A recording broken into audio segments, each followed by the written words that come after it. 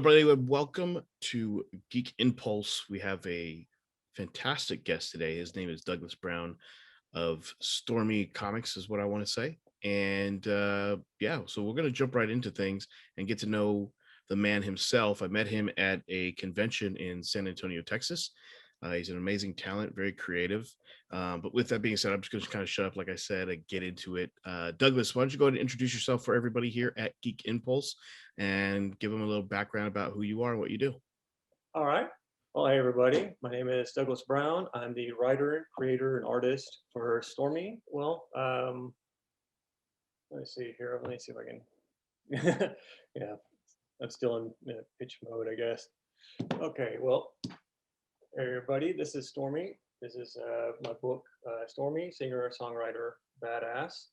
It is a story about a pop star who's become the target of a voodoo queen, and she must fight for her soul and sanity when I messed up my pitch. That's okay. Don't worry I about got those backwards. it. So what Okay. we'll do. So how's this? We'll if you want to do it, try it again. That's fine. I'll go ahead and count to three, and Okay. then pause for a second, and then start into it. How does that sound? Okay. And of course, all this stuff will be edited in the final version. So on the count of three. One, two, three. Hey everybody, my name is Douglas Brown. I'm the writer and creator of Stormie, singer, songwriter, badass.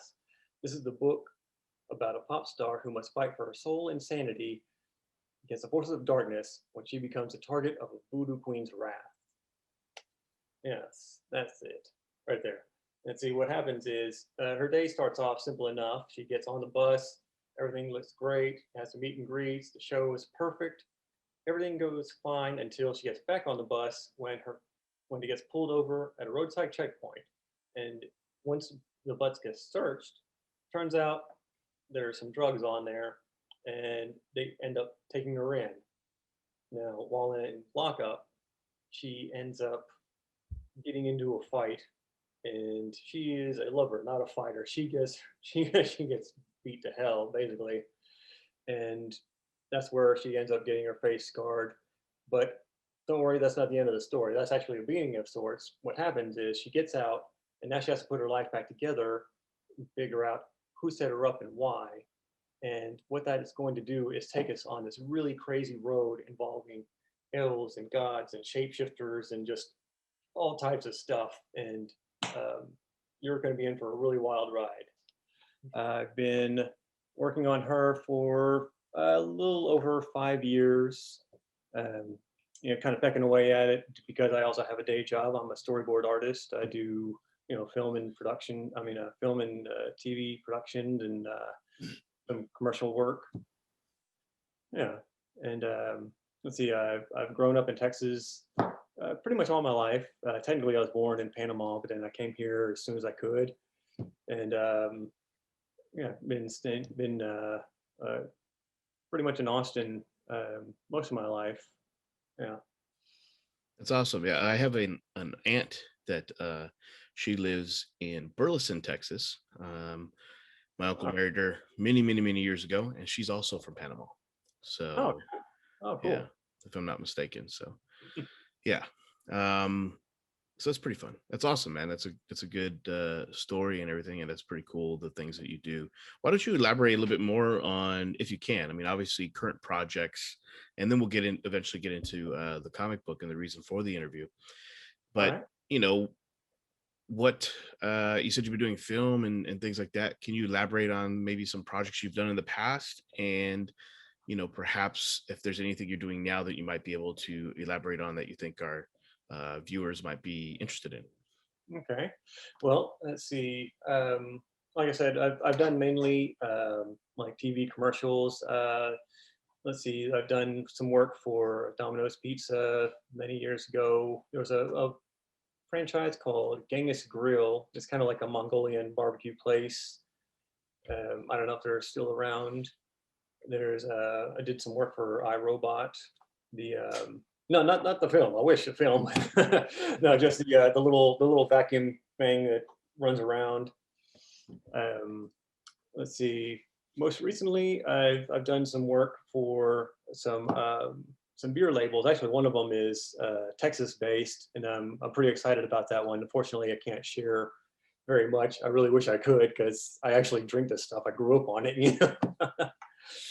So as far as films, I've done mainly kind of local productions. There was one in Houston called KILD. It's from Eye Candy Productions. It's a horror film that takes place in a TV studio. And then there was another project called, I believe it's Blood Fields. It was written by Timothy Talbot out of Dallas, and I'm not sure what happened with that one. It was a really cool kind of concept, but I don't know if it just kind of got lost in development or what's going on with it. But I really hope it makes it. Yeah, I mean, not everything comes to fruition. There's a lot of work that goes into films that actually never even see the light of day, right? Yeah. So, and I just want to apologize first and foremost to our viewers if you happen to hear a cat or my service dog. I am in my home office where it seems like you might be as well, Yep. Douglas. So I apologize if you hear those things. That's kind of the way it goes with these Zoom calls. We're not always in a specific location other than our homes. And so, yeah, I apologize ahead of time for that. But let me get into Stormie, right? How did you conceptualize the character, and how did it all come about for you? Oddly enough, it was my niece. um, she came over for a Christmas break a number of years ago, and she had 1989. You know, that album just kind of playing on a loop, just bleeding through the eardrums, the earbuds. You know, and um, I got kind of interested in it, and then I looked up Taylor Swift in the articles and stuff. I kind of read her. She had an interesting story, but what struck me more were the comment sections. I mean, there was just like this laundry list of toxic things that people would say, and it just got me kind of thinking about the nature of celebrity and all the things that they have to put up with, and what that does to a person after time. You know, because I mean, Mm. we've seen it in the media before, people having meltdowns and like Britney Spears, or even worse, Princess Di. You know, she literally got hounded to death, you know, by reporters, and other celebrities have had, you know, certain types of meltdowns. And I don't know that it for some reason that planted a seed, and I mixed that with my love of comic books, and I started thinking about it. And to me, celebrities, they're kind of the closest approximation of what we would have to a superhero, in the sense that, yeah, they have these kind of magnificent gifts, but they are also, you know, they have tremendous power in the sense of the money they have, and also what kind of influence they have on culture and things like that. So I just kind of took those two worlds and blended them together. And then to make it a little more visually interesting, I decided to take my own little twist on it and kind of put this little bit of a supernatural um, bit into it. Yeah. Awesome. Yeah. I mean, that's a pretty cool story. I like that, it definitely is the case, right? At one point in time, celebrities or actors, many hundreds of years ago, were the jesters, right? They were Hmm. there to entertain and the royalty, if you will, and the general population. However, they've evolved to the point where they are actually very influential when it comes to culture by what they say, what they do, all these actions that they take, really, really cements in the minds of the populace a certain idea, you know, and it's hard to tell sometimes whether those ideals are genuine or not, right? Because a lot of times actors are acting, right? Hmm. Performers are there to perform, Yeah. but generally we trust or seem to trust that they're in the position they are because they have some innate talent or special skills that the rest of us wish we could have, that we did have. So Yeah. I think that's definitely huge with what you said. Now, why an Irish character? Well, I've always liked. I don't know. I guess I can trace it back to my love of Dungeons and Dragons and medieval um, mythologies and things like that. Um, Irish in particular, yeah, I find them. I find it's a fascinating culture and it's a I would love to visit there because from what I've seen, it's just absolutely beautiful. The countryside and yeah, that's definitely a place I'd like to go. Yeah, I mean, I think that obviously your comic is wonderful. I think that perhaps it would even amplify the story even more so potentially if you visited Ireland, right? I know I'm from uh, Irish heritage. You definitely don't say you're Irish because Irish actual people from Ireland, Irish viewers would be like, in the comment section, no, you're not Irish. You Mhm. don't live here. You weren't born here. You are of Irish ancestry. So, definitely the culture there is fascinating to me and obviously to you. And so, what about the culture? What about the mysteries of the folk tales is it that's inspiring you so much to create Stormy and the story surrounding her? Well, let's see. I think it's. Hmm. I don't know. I really like the music, the um, like just the design aspects from like the Celtic knots and things like that. Just to its ornamentation, but um, also just their storytelling abilities in song and poem. It's also very visual. It hits in your heart, but also they just have a really great way of painting with their words.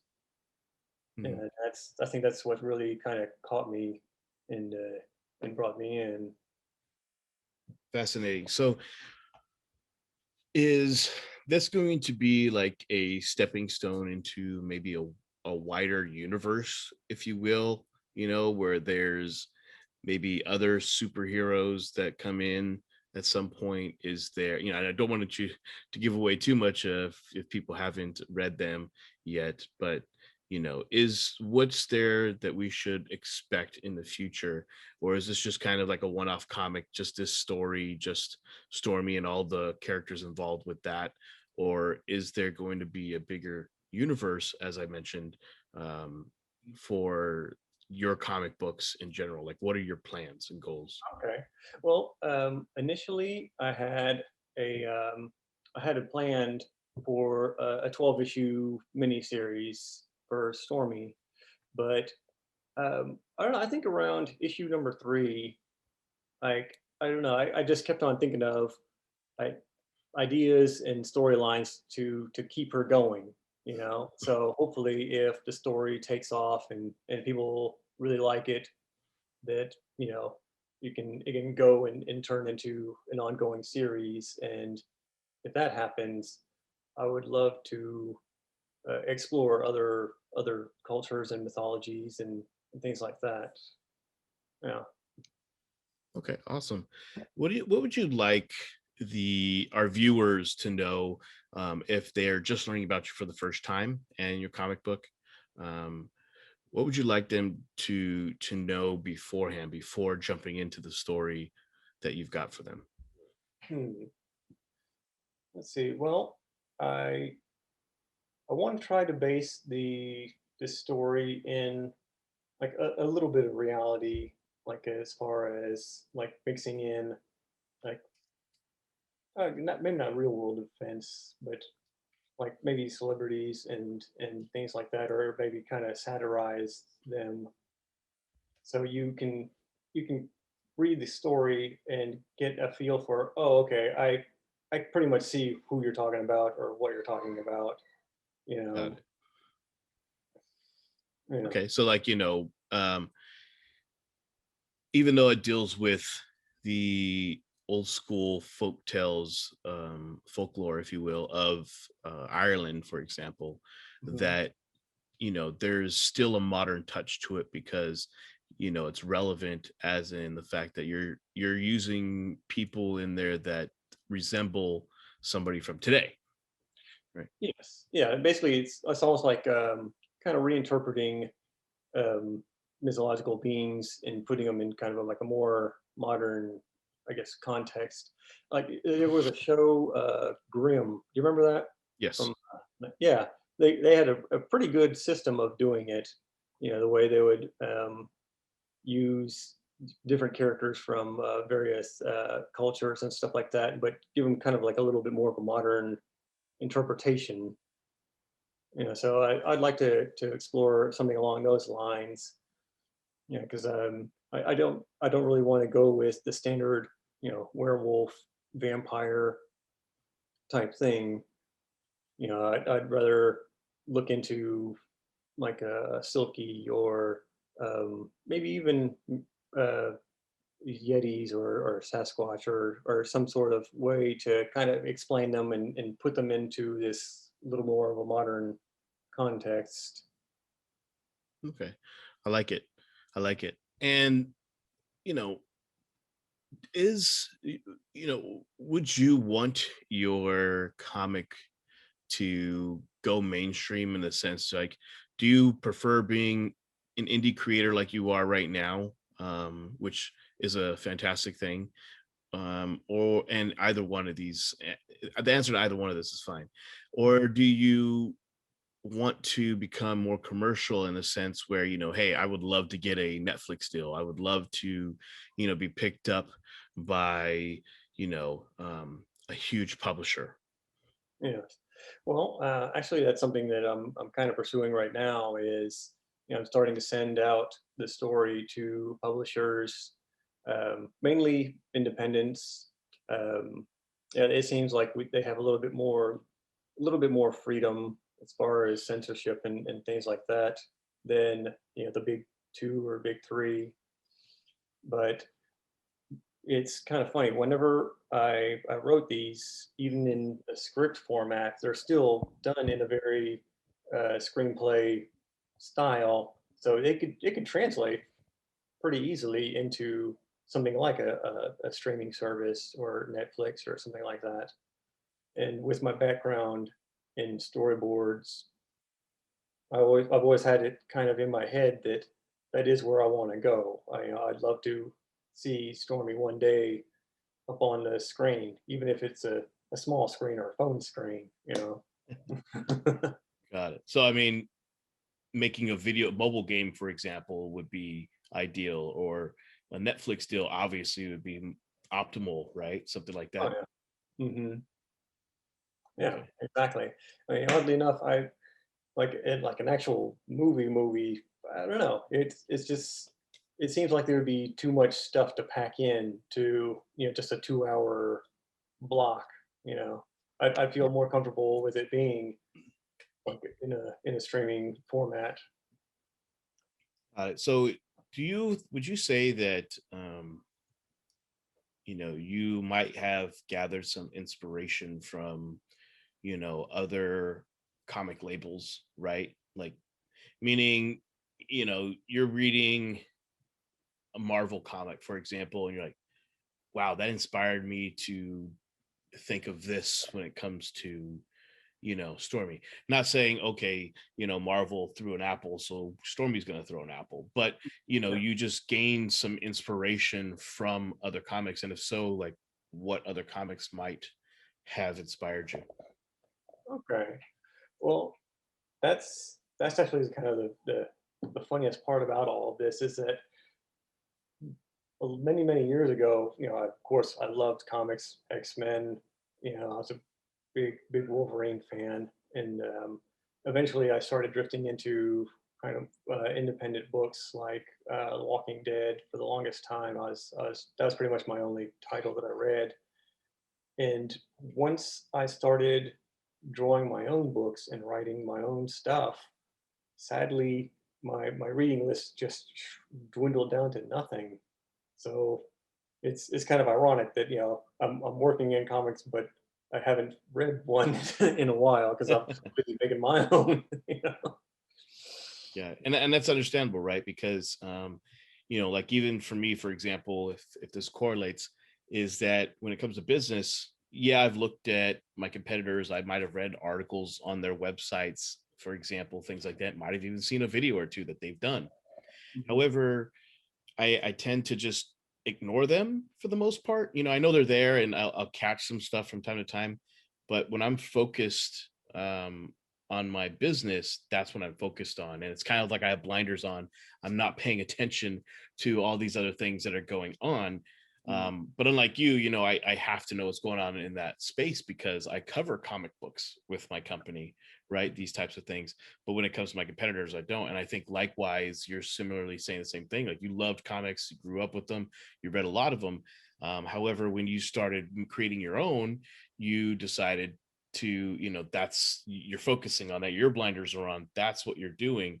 And perhaps, that's a beautiful thing. And would you say that as a result, that's actually helped your creativity because you're not your energy, your focus is not being taken elsewhere. It's focusing solely on your project. Yes, actually, I think so because I mean the only way, um, well, in the only sense that I kind of miss looking at comics is just from a visual standpoint, as far as inspiration for compositions for storytelling and things like that. Yeah, but when it comes to the stories themselves, yeah, like being able to just kind of focus in on what I'm doing is for me it's a little better because I'm always worried about, oh yeah, well I read this over here and now it what if it ends up filtering into my book and then I get accused of, oh hey man, you ripped this off, blah blah blah, that kind of thing.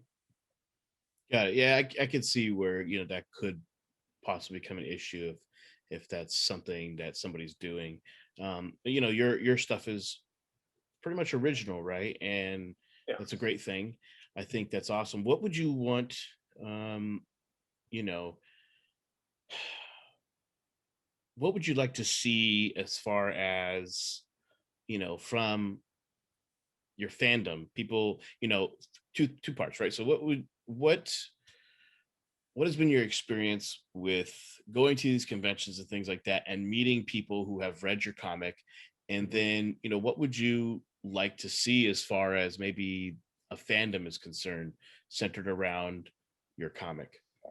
Okay. Well, the reactions that I've gotten from people that have stopped by my booth and seen it and picked it up, and they usually read it that day and they'll come back and they'll go, "Oh wow, when's the next thing coming out? When's the next issue?" And they're actually really excited about it. And that to me, I love that. I love that reaction. Um, it really helps fuel you or recharge me, and want to get back to the drawing table and keep pounding away. As far as fandom, um, I think I would love to see somebody cosplay Stormy. I think it'd be awesome. Yeah. It'd just be like the ultimate compliment. And actually, uh, what I do is every like right around Halloween, around I'll put on a costume contest, and I'll take whatever money I have kind of saved up as a prize, or as like I'll usually arrange like a first, second, third, and second one is like you'll get a custom piece of art or something like that, and that's actually how I ended up meeting Oddshine. In issue number 3, there is a French pop star who makes a cameo in the issue number 3 because she won the very first costume contest, Wow. and part of the prize was for her to be, like make it a cameo in the book. And I looked her up, her folk profile, and found out that she's a singer, and um, Yeah, so I started emailing her and saying, "Hey, I'm always looking for lyrics to put in my book because what's the point of having a book about a pop star without music?"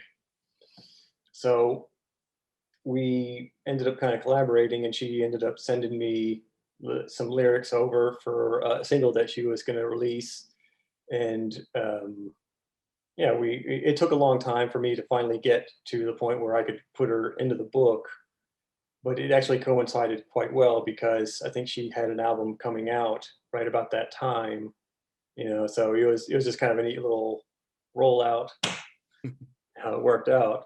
Now I'm still looking for people. I'm still looking for songwriters to work with, if you know any, if there are any out there. Yeah, that's awesome. So, those of you listening right now, if you're a songwriter or you know somebody who is, uh, you know, we're going to go ahead and put Douglas's information in the YouTube video, so you'll be able to contact him if that's okay with you, Douglas. Where, Definitely. if you've got lyrics you want to put in a comic book, you got an opportunity right here, right? So I think that's going to be pretty awesome. Before we go, I want maybe a couple more things. One, where is it that everybody can find you or Stormy? Do you have a Instagram account where she's kind of like an influencer, even though she's a comic book character, or do you personally have one? Where can people find you? Okay. Well, Facebook, Stormy Comic, Instagram, Twitter, Stormy Comic right there. Also, just general my online store is stormycomic.com. Yeah, and that's where you can pick up the issues.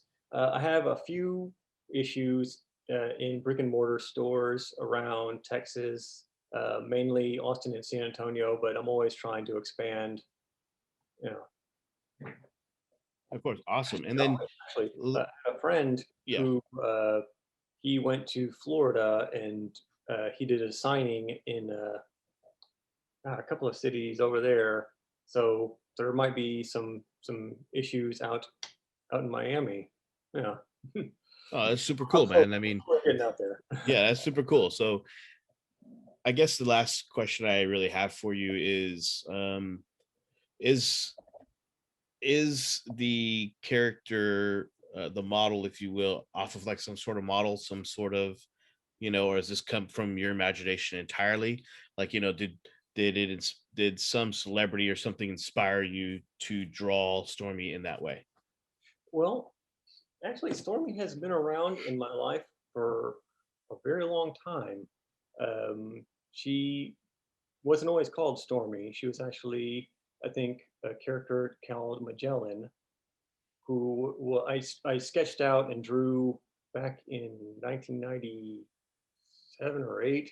I don't know. I like at the time I was going to University of Texas and I wanted to get into their comic strip. Um, so I started drawing out this character. Unfortunately, I school schedule, work schedule, it just wasn't going to happen.